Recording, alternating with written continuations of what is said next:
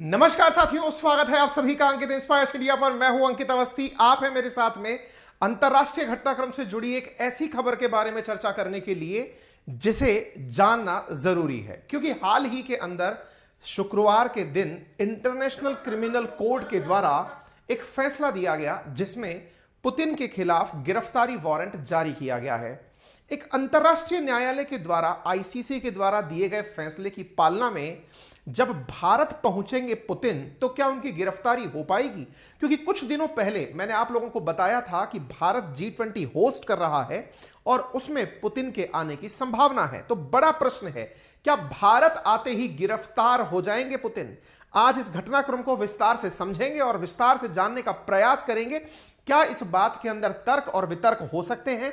क्या Bharat ICC court की मान्यता के लिए पुतिन की गिरफ्तारी सुनिश्चित करेगी? सारी बातें आज के सेशन में जानेंगे। अंतरराष्ट्रीय रूप से यह खबर कितना मायने रखती है, यह भी आज के सेशन में आपसे चर्चा किया जाएगा।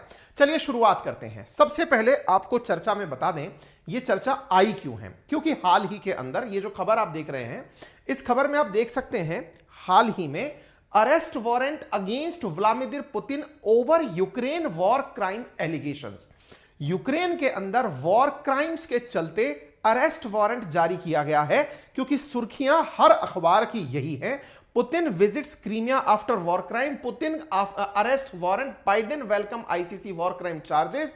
बाइडेन ने इस बात का स्वागत किया है, जेलेंस्की ने इस बात का स्वागत किया है। बड़ा सवाल यह है कि क्या पुतिन जब भारत आएंगे तो इस कोर्ट के फैसले की पालना में, जो कि अंतरराष्ट्रीय कोर्ट है, उसके फैसले की पालना में भारत उन्हें गिरफ्तार करेगा? और अगर ऐसा होगा तो दुनिया का फिर क्या प्रारूप होगा? क्या दुनिया के देश अब उनके खिलाफ एक साथ फोर्सेस अनाउंस कर देंगे? उनकी गिरफ्तारी के लिए सभी सेनाएं एक साथ इंप्लीमेंट करने निकल पड़ेंगी?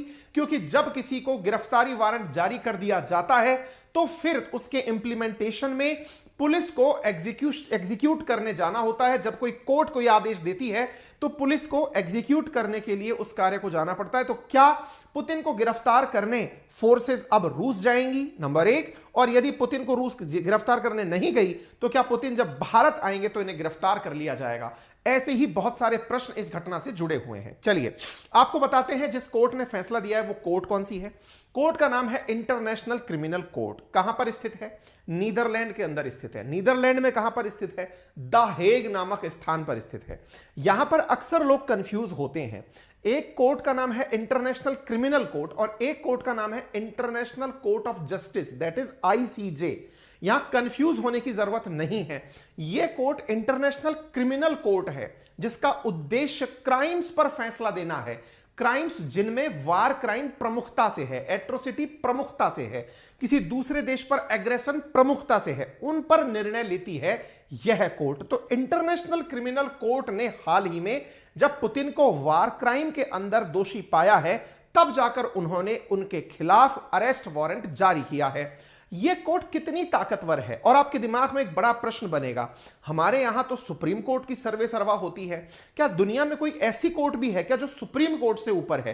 क्या दुनिया में ऐसी कोर्ट्स भी होती हैं क्या जो देशों की अपनी कोर्ट से भी ऊपर होती हैं? तो आइए आपको इस क्रम में मैं आगे बताता हूं। तो आप यहां पर एक खबर को ध्यान से पढ़ें तो एक तथ्य यहां पर निकल के आएगा, और वो ये है, आईसीसी के जजेस ने इशू किया है arrest warrant against Vladimir Putin, इसके साथ साथ मारिया एलेस्कियेवना लवोवा बेलोवा। ये जो नाम है लवोवा बेलोवा, आगे से नाम तो बहुत पुराना बड़ा सा है, आप फिलहाल के लिए इतना सा नाम याद कर लें, लवोवा बेलोवा करके कोई महिला है, उनके खिलाफ भी अरेस्ट वारंट जारी किया गया है। दो लोगों के खिलाफ। किस किस के खिलाफ? एक तो हो गया व्लादिमीर पुतिन और दूसरा हो गया लवोवा बेलोवा। इन दोनों के खिलाफ अरेस्ट वारंट जारी किया गया है। आप पूछेंगे क्यों किया गया है? वॉर क्राइम के कारण। वॉर क्राइम कहते किसे हैं? कौन सा वॉर क्राइम, किसके खिलाफ? तो आंसर है, इन्होंने यूक्रेन के बच्चों का अपहरण किया है और उन्हें डिपोर्ट किया है। डिपोर्ट का मतलब क्या हुआ? यूक्रेन से उठाकर अपने देश ले गए। कौन लोग? पुतिन और ये यवोवा बवोवा करके जो महिला है, इनके खिलाफ। ठीक है ना? तो नाम है लवोवा बलोवा। अब थोड़ा सा नाम इनका अटपटा सा है, बोलने में दिक्कत आ रही। लवोवा बलोवा, ठीक है। तो चाइल्ड राइट कमिश्नर हैं रूस की। कौन? लवोवा बलोवा और पुतिन। इन दोनों के खिलाफ क्या जारी किया गया है? Arrest warrant. क्यों जारी किया गया है? क्योंकि वार क्राइम किया है। क्या वार क्राइम किया है? इन्होंने बच्चों को जबरन अपहरण किया है। कौन से बच्चों का अपहरण किया है? यूक्रेन के बच्चों का अपहरण किया है। कहां से किया है? यूक्रेन से किया है। कहां लेके चले गए? रूस लेकर चले गए। कितने बच्चों का? लगभग 16,000 बच्चे 24 फरवरी 2022 से लेकर अब तक यूक्रेन में जिस क्षेत्र पर रूस ने अपना कब्जा किया है वहां से लोगों को निकालकर वो रूस लेकर चला गया है। ये आईसीसी कोर्ट का वर्डिक्ट है जिसमें ये पाया गया है। अब ये आईसीसी कोर्ट है क्या? नीदरलैंड के हेग में स्थित एक स्थायी इंटरनेशनल कोर्ट है। 1998 के अंदर द रोम इंस्टीट्यूट करके एक कानून बना था जिसकी पालना में इसकी 2002 में नियुक्ति हुई थी। इसके बारे में डिटेल से और भी चर्चा करेंगे। तो वार क्राइम में क्या रखा जाता है? असल में दुनिया भर के अंदर वॉर को क्राइम डिक्लेयर करने के लिए अलग अलग कानून बने हैं, जैसे हेग कन्वेंशन है, जिनेवा कन्वेंशन है, रोम इंस्टीट्यूट है, जिनमें यह प्रावधान किया गया है कि युद्ध अक्सर सेनाओं के बीच लड़ा जाता है। जब सेनाएं युद्ध लड़ती हैं तो फिर आम आदमी के साथ में बर्बरता या यातना ना हो, इसको सुनिश्चित करने के लिए कुछ कानून बनाए गए हैं। अर्थात जब एक फोर्स दूसरे फोर्स से युद्ध में हो तो वो उस दौरान उस देश की जनता के ऊपर किसी भी प्रकार की एट्रोसिटी ना करे, जैसे उन्हें यातना देना, आम नागरिकों को यातना देना, बंधक बनाना, नागरिक संपत्ति को नुकसान पहुंचाना, यौन हिंसा करना, लूटपाट करना और सेना में बच्चों को भर्ती करना। ऐसी हरकतें यदि युद्ध के दौरान कोई भी देश करता है तो इस प्रक्रिया को वॉर क्राइम कहा जाता है। यानी वॉर केवल फोर्सेस लड़ेंगी, उसके अलावा किसी और के ऊपर किसी भी प्रकार का कोई भी अत्याचार नहीं होगा। यह युद्ध के नियम हैं। युद्ध के नियमों को कौन निर्धारित करता है? तो बहुत सारे कन्वेंशंस, जैसे मैंने अभी नाम लिया, लेकिन अभी जिसकी चर्चा हो रही है उसका नाम है रोम इंस्टीट्यूट, रोम कानून। रोम कानून रोम इटली के अंदर 1998 में बना कानून, जिसकी पालना में आईसीसी की स्थापना की गई, इंटरनेशनल क्रिमिनल कोर्ट की स्थापना की गई, जिसमें कहा गया कि वॉर के अंदर कौन सी ऐसी घटनाएं हैं जिन्हें गैर कानूनी माना जाएगा। आप लोग ध्यान से देखें अगर तो आपको पता चलेगा रशिया यूक्रेन के युद्ध में भी फिलहाल जितने भी मिसाइलें गिरती आपने देखी हैं वो किसी व्यक्ति को टारगेट करके नहीं अपितु फोर्सेस को टारगेट करके डाली गई हैं।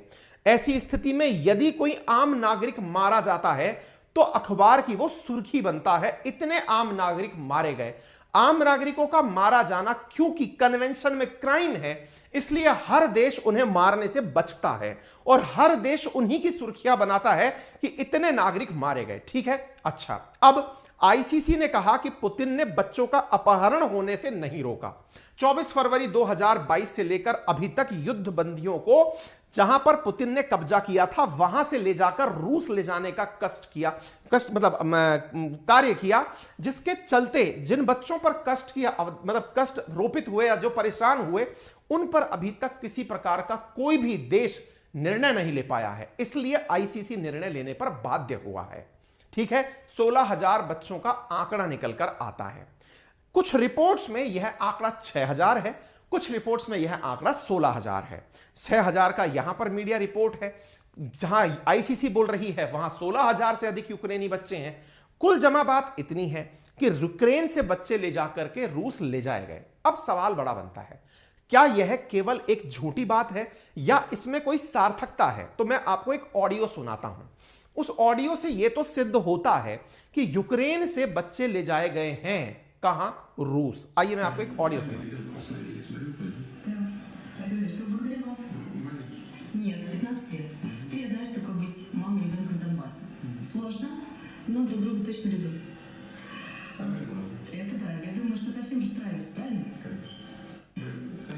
You adopted a child from Mariupol. Yes, Vladimir, thanks.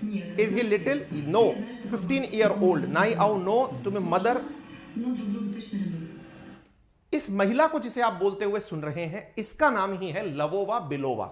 लवोवा Belova, ये जो महिला है, ये पुतिन के साथ बातचीत कर रही है। यही वो महिला है जिसके ऊपर पुतिन के साथ साथ इंटरनेशनल क्रिमिनल कोर्ट के द्वारा गिरफ्तारी वारंट जारी किया गया है। यह वीडियो क्यों वायरल हो रहा है? असल में यह वीडियो प्रेसिडेंट ऑफ रशिया के द्वारा भी 16 फरवरी 2023 को इस धारणा पर शेयर किया गया था कि जो बच्चे युद्ध प्रभावित क्षेत्रों में रहे हैं, हमने उनका रखरखाव किया है, उनकी केयर की है, उन बच्चों को वहां से लाकर हमने रशिया में सेफ हाउसेज में रखा है। लेकिन इनका यही वीडियो आईसीसी के लिए अपने आप में एक प्रूफ रहा। प्रूफ क्या रहा कि देखिए, ये खुद स्वीकार कर रही हैं कि इन्होंने एक 15 साल के बच्चे को गोद लिया है जो कि यूक्रेनी है। पुतिन पूछ रहे हैं क्या वो छोटा है, तो वो महिला कह रही है नहीं, वो 15 साल का है। मैं अब ये फील करने की कोशिश कर रही हूं कि एक बच्चे के साथ मां का क्या व्यवहार होता है। ये महिला इस तरह से बोल रही है जो कि अपने आप में रूस के अंदर चाइल्ड राइट्स के लिए नियुक्त एक अधिकारी है, यानी एक तरह से समझिए कि ये वहां की चाइल्ड राइट मिनिस्टर टाइप की महिला है। इन दोनों के खिलाफ आईसीसी का आरोप है कि आपने जानबूझकर यूक्रेन से बच्चे लिए और उन्हें रशिया लेकर चले गए। जब वो बच्चे यूक्रेन के हैं तो आप अपने यहां उन्हें क्यों लेकर चले गए? दैट मीन्स आपने वॉर क्राइम किया है, आप बच्चों को लेकर अपने साथ चले गए हैं। यह वीडियो इस समय बहुत ज्यादा वायरल होने वाले वीडियो में है, जो कि अपने आप में एक प्रमाण बना है और वो आप लोग भी देख चुके हैं। बाय द वे, पूरी दुनिया पुतिन के इतना पीछे क्यों पड़ी है, यह सवाल सबके मन में उठता होगा। और अगर आपके मन में भी उठता है तो इसका समाधान ढूंढें। उससे पहले सवाल आपके दिमाग में अब तक भी आ चुका होगा, तो क्या G20 अटेंड करने आ रहे हैं पुतिन कि बच्चे मैं लेकर गया था? अगर ऐसा है तो क्या अब उस कोर्ट के आदेश के डर के चलते पुतिन दुनिया में कहीं जाएंगे? और इस आदेश का मतलब क्या है? सबसे बड़ा सवाल तो यह कि क्या वो G20 समिट अटेंड करने इंडिया आएंगे? और तो और सर, आएंगे तो ठीक है, मुझे यह बताइए वर्ल्ड ने इस बात पर प्रतिक्रिया कैसी दी है? वर्ल्ड की प्रतिक्रिया जाननी है तो सबसे पहले जेलेंस्की की प्रतिक्रिया जान लीजिए। जेलेंस्की ने कहा है यह तो बस शुरुआत है, यह एक हिस्टोरिक डिसीजन है, एक ऐतिहासिक निर्णय है जिसकी पालना होगी तो निश्चित ही दुनिया के लिए एक अपने आप में बहुत बड़ा मैसेज होगा। इसके बाद में यही सवाल बाइडेन से पूछा गया कि बाइडेन आप क्या मानते हैं कि यह जो निर्णय हुआ यह कैसा है? सेम यही जवाब इनका था। यह क्लियरली प्रूव होता है कि पुतिन ने वॉर क्राइम्स किए हैं, इसलिए यह फैसला बहुत ज्यादा मानने योग्य होगा। जर्मनी से पूछा गया आप क्या मानते हैं? जर्मनी ने कहा कि यदि पुतिन ने हमारे यहां कदम रखा हम उन्हें गिरफ्तार कर लेंगे। जब ये बातें मार्केट में आने लगती हैं तो साहब अपने आप में ये न्यूज का मार्केट गर्म हो जाता है। सवाल एक ही निकल कर आता है, क्या रशिया वाकई में इस खबर से परेशान होगा? क्या भारत में पुतिन आ पाएंगे? चलिए अब इस बात को विस्तार से जानते हैं, लेकिन उससे पहले आपको थोड़े बेसिक कंसेप्ट्स बताते हैं। कंसेप्ट्स क्या हैं साथियों? दुनिया भर में न्यायालय दुनिया के देश खुद से बनाते हैं। अपने अपने देश की न्यायालय होती है, जैसे हमारे यहां सुप्रीम कोर्ट है, दुनिया में किसी और देश के अंदर अपनी कोर्ट है। लेकिन कुछ ऐसे मुद्दे हैं जो अपने तक सीमित नहीं हैं, दुनिया के साथ जुड़े हुए हैं। जैसे मान लीजिएगा कि आपका किसी अन्य देश के साथ ट्रेड डिस्प्यूट चल रहा है, आप उसका निर्णय WTO में करने चले गए। आपका किसी के साथ पानी का विवाद समुद्र में चल रहा है तो यूनाइटेड नेशंस में UN क्लॉज के तहत डिस्कशन लेने चले गए। दुनिया भर में UN एक ऐसी अंतरराष्ट्रीय संस्था बनी जहां दुनिया के देश आपस में मिलकर अपनी परेशानियों को रिजॉल्व करने एक अंतरराष्ट्रीय कोर्ट में जाकर बैठते हैं, और इस कोर्ट का नाम है ICJ, international court of justice. इसका भी मुख्यालय नीदरलैंड के हेग में है, लेकिन यह कोर्ट यूनाइटेड नेशंस के अनुसार चलती है। यूनाइटेड नेशंस के जो मेंबर कंट्री हैं वो स्वतः ही आईसीजे के मेंबर हो जाते हैं, यानी आईसीजे यूनाइटेड नेशंस की एक कोर्ट होती है। लेकिन जो आज चर्चा में है कोर्ट, उसका नाम है आईसीसी, यानी इंटरनेशनल क्रिमिनल कोर्ट, यानी केवल क्राइम्स पर काम करने वाली कोर्ट, जिसका प्रमुख उद्देश्य वार क्राइम्स और जीनोसाइड जैसी मुद्दों पर निर्णय लेना है। क्या ये दोनों कोर्ट एक जैसा काम करती हैं? आंसर है जी नहीं। क्यों? क्योंकि असल में जो आईसीसी है उसके पर्पज केवल 4 हैं। एक है जीनोसाइड, जैसे यहूदियों का किया था किसने? हिटलर ने। ठीक उसी प्रकार से क्राइम अगेंस्ट ह्यूमैनिटी, मानवता के खिलाफ नरसंहार। इसी प्रकार से वार क्राइम्स, जो कि अभी आरोप लगा है पुतिन के ऊपर, और क्राइम ऑफ एग्रेशन, यानी किसी के ऊपर जबरन कब्जा करने जैसी घटनाएं, इन्हें वॉर क्राइम्स जैसी घटनाओं का ही पर्पज, इन 4 पर्पजेस के लिए ही आईसीसी का निर्माण किया गया था। लेकिन किसने किया? आंसर यह जानना बहुत जरूरी है। आईसीसी का निर्माण यूनाइटेड नेशंस ने नहीं किया था। तो फिर किसने किया था साथियों? रोम इंस्टीट्यूट पर हस्ताक्षर करने वाले देशों ने किया था। रोम इंस्टीट्यूट कब बना था? 1998 में बना था, इंप्लीमेंट 2002 में हुआ था। दुनिया के अब तक 123 देश इस पर हस्ताक्षर कर चुके हैं, अर्थात दुनिया के 123 देश ऐसे हैं जो ये मानते हैं, क्या मानते हैं, कि यदि हमने अपने द्वारा स्वीकार कर लिया कि यह देश वॉर क्राइम कर रहा है तो उन पर फैसला आईसीसी ले सकेगी। यानी जिन्होंने आईसीसी को मान लिया वो 123 देश अपने फैसले भी मानने के लिए इंटर गवर्नमेंटल तरीके से बाध्य हैं। ये उनकी कोर्ट है। तो अगेन सवाल बड़ा बनता है, क्या भारत आईसीसी का मेंबर है? क्या इंटरनेशनल क्रिमिनल कोर्ट का भारत मेंबर है? जवाब जान लीजिए मेरे प्यारे साथियों, भारत इसका सदस्य नहीं है, इंटरनेशनल क्रिमिनल कोर्ट का भारत मेंबर नहीं है। भारत मेंबर क्यों नहीं बना? क्या भारत को क्राइम्स के खिलाफ नहीं लड़ना है? लेकिन भारत ने जब यह रोम इंस्टीट्यूट बन रहा था तब अपना पॉइंट कहा था कि इसमें परमाणु युद्ध भी डालिए, परमाणु बम का प्रयोग भी डालिए। रोम इंस्टीट्यूट वालों ने डाला नहीं। भारत ने कहा जाइए हम नहीं साइन करेंगे क्योंकि आपने अपने मर्जी से अपने हितों में चीजें बना ली हैं, हम इस पर हस्ताक्षर नहीं करेंगे। इसका मतलब आईसीसी और आईसीजे का अगर आपको अंतर समझ में आ रहा है, दुनिया के 124 देश जिसके अंदर फिलहाल शामिल हैं, मलेशिया एकदम अपडेटेड देश के रूप में यहां पर शामिल हुआ है। तो बड़ा सवाल बनता है, जब भारत इसका सिग्नेटरी है ही नहीं तो फिर चिंता किस बात की है? कहने का सीधा सा अर्थ यह है कि जब पुतिन भारत में आएंगे तो उन्हें भारत से कोई भी दिक्कत नहीं होगी, क्योंकि भारत ने आईसीसी पर हस्ताक्षर ही नहीं किए हैं। यानी इस इंटर गवर्नमेंटल बाध्यकारी ट्रीटी को भारत मानता ही नहीं है। तो पुतिन के लिए यह चिंता की बात नहीं।